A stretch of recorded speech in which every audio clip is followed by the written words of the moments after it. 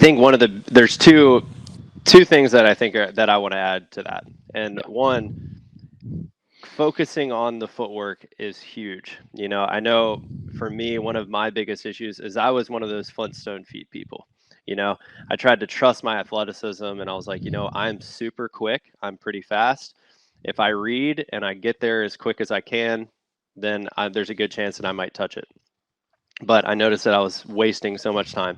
So if you can get the crossover step into another big step and then a lay down, I think that that's going to allow you to be more controlled, and it's not as much energy as you think.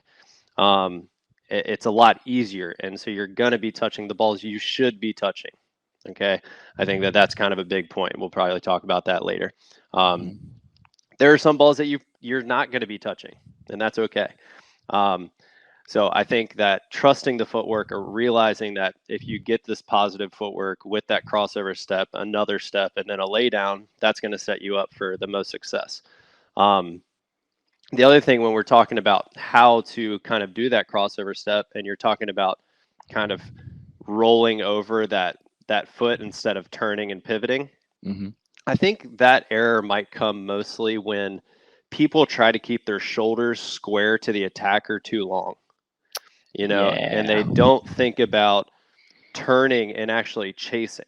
Like if you can kind of imagine this scenario, when that person makes that contact for, let's say, a high line, when you go to make your first crossover step, now your shoulders and your body should be pointing in the direction of where that contact point is going to be for you when you're making the dig.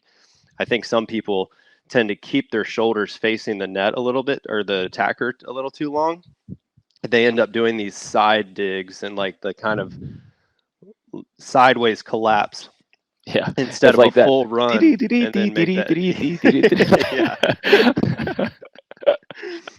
Yeah, you're not the one the top hats and the canes. Like, no, so turn, allow yourself to be athletic, allow yourself to make that running motion, even though you're only doing it for a couple steps, and then that'll allow you to actually be looking at what you're doing. So many people, when you keep your shoulder, you're like making your touch, but you're not even able to look at where you're making that touch.